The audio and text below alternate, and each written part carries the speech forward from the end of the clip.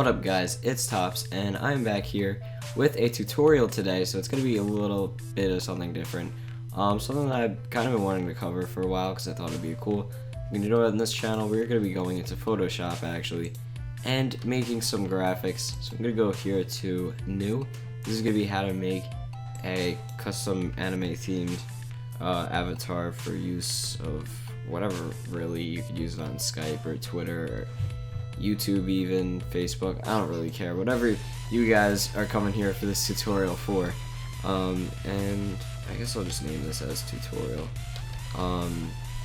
So yeah, I'm gonna actually put this, yeah, we'll do 1080 by 1080, why not? I don't know, it doesn't really matter, you can do it as whatever you want. That's just what I usually do it as, because I like doing it in really high quality. Some cases you may want to do it in a little bit lower quality just so you don't have to shrink the image a lot, if some websites that you may want to use this for only allow a certain size. Like I know Steam, I'm pretty sure you can't have a very large picture like this. But anyway, we're gonna go to open. I actually have a folder here with stuff already saved. So for the background I decided to go with Volcano, because it's going to be One Punch Man themed for this tutorial. I actually haven't watched One Punch Man yet. That's something I still have to get to doing, but I heard that it's one of the best anime, if not like the best anime of 2015. That's what a lot of people are saying. And yeah, I kind of do want to check it out then because of that. So anyway, here we have our volcano, and we have that text there that I don't really like, so I'm gonna just make this a little bit bigger. Sorry, website that made that, that I'm kind of stealing this from you. That's not gonna matter, and there's gonna be a reason why, you'll see. Alright, so we have this background, and you don't want to just leave it like that though, because then when you put the picture over it, it doesn't really look that nice. So let's go over to the top right here, and we're going to go to where is it? Filter. Then we're gonna scroll down, we're gonna go to blur, and we are going to do Gaussian blur, because that's just what I always usually do. You can set it to any amount. You know, the more you put it up, the more blurry it's gonna be. That's way too blurry. I'd say something good would probably be about, let's try 6. Yeah, 6 seems good for now. For this picture, 6, I don't know, I think that works well with this picture. You can't really see the text now, but still, there's gonna even be something bigger than that. Bigger factor. I'll actually go over it now because why not? It's always good to create an outline for this. So we could use the rectangle tool, and we have this, and we can drag this to the corner, and it'll just automatically like, just if you drag it really close, it'll just kind of like attach itself to the corners. And there we go. Now we have a rectangle that's covering the whole thing.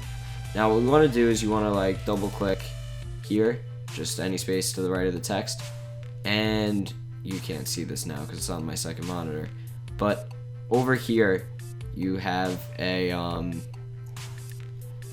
toolbox with different effects you can put on it. Put the fill opacity at 0. Make sure it's not the regular opacity, it has to be the fill opacity for this to work. You want to put the fill opacity at 0, then go over to stroke. You want to put a stroke on it, make sure the position is inside, and you could change the size to whatever you really want. I usually go like between 25 and 30, like 25 is probably good, I'll put it 25.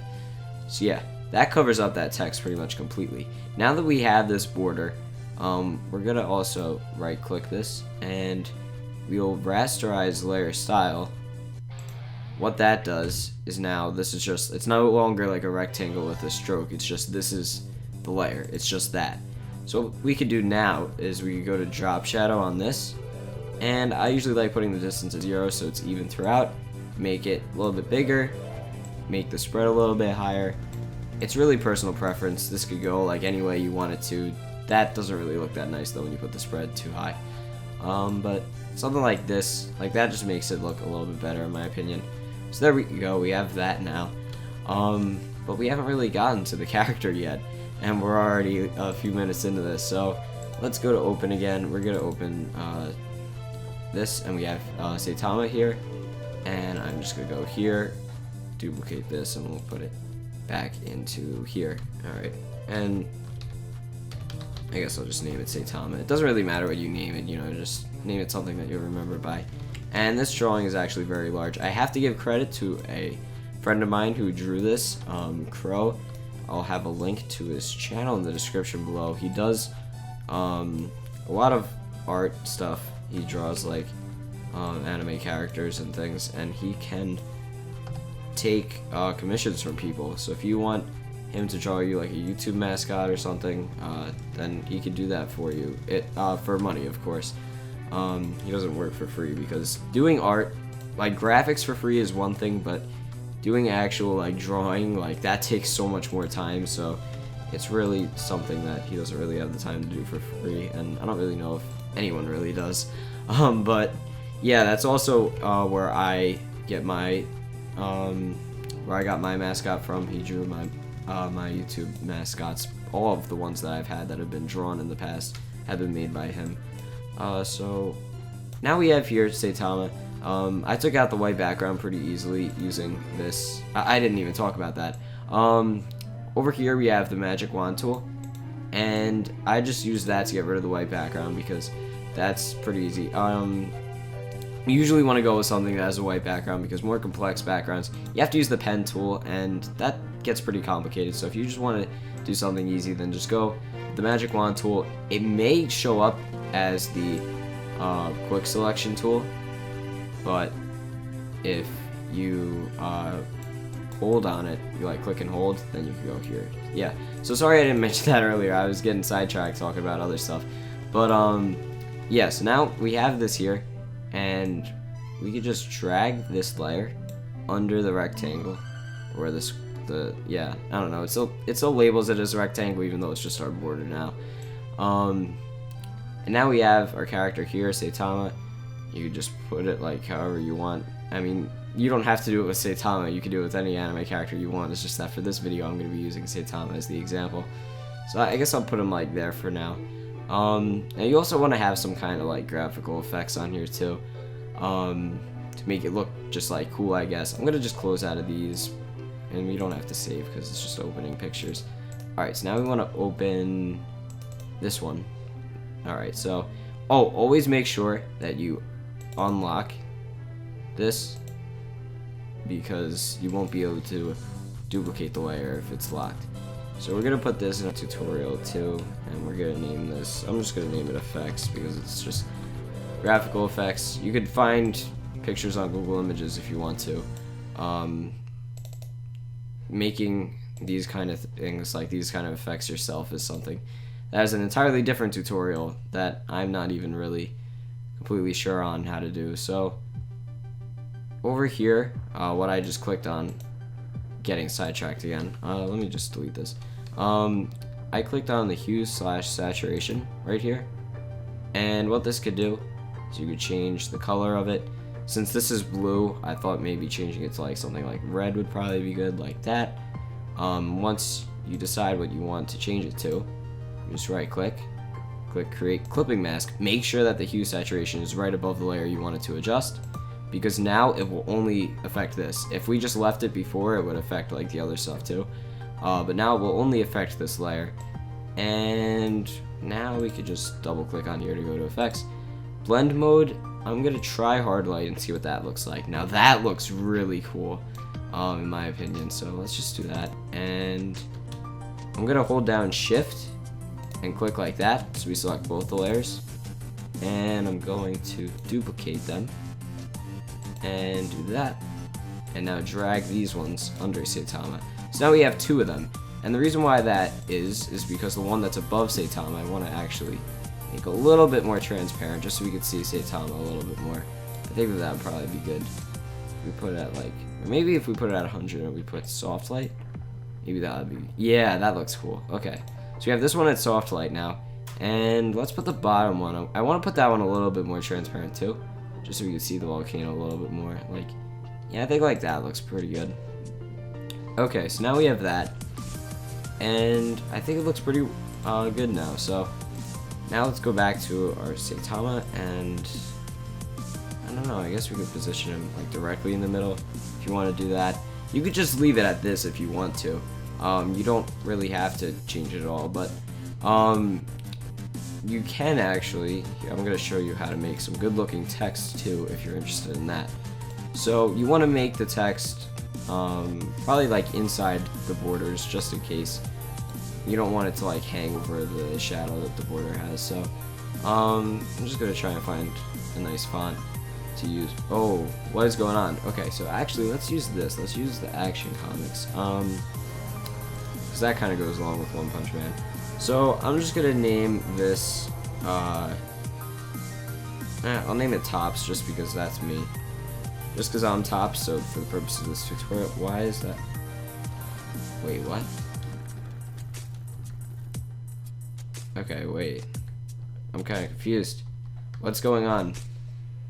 So this font. No, I want it to all be. Alright, that's kind of odd that Photoshop is doing that right now. But usually you should just be able to type it fine, but for some reason it just made the other letters a different font. And this font, I believe I got on DeFont.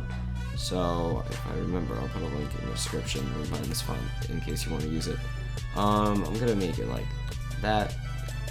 Alright, so right now it doesn't really look that great.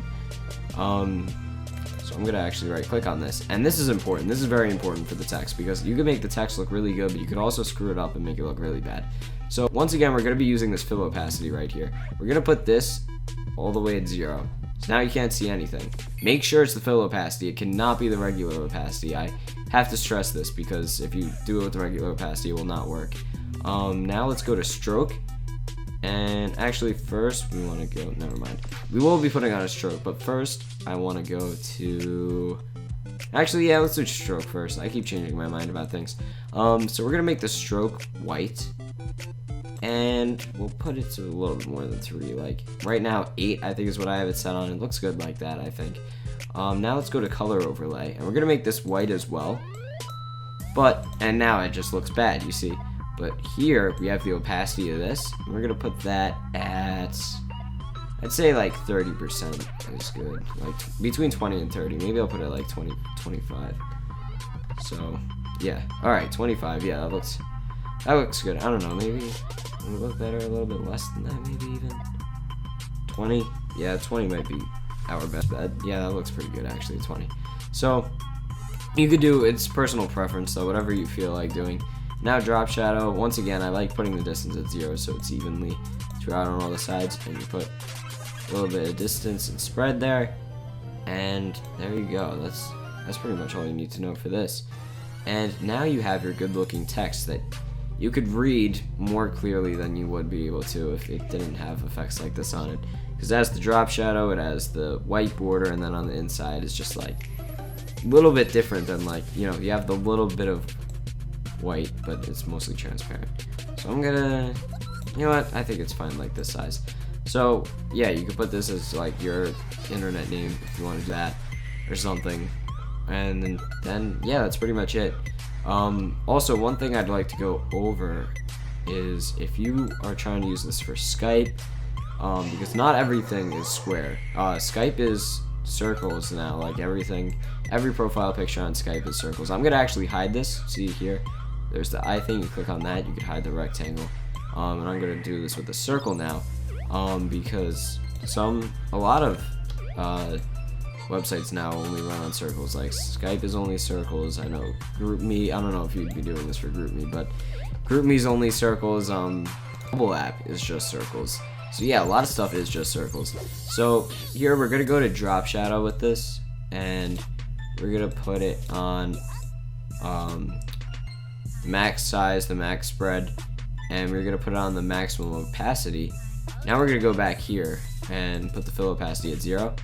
Now we get this, and then we can put on a stroke and go inside and make it like 8 maybe. So we can just see that the circle has a little bit around on all the sides.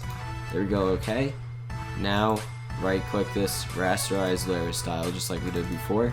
Now we're gonna do another drop shadow, put distance at 0, and with the size and spread, it's really all up to you what you feel like making it look like. I think this looks actually really cool, like with the circle, when using it with like Skype.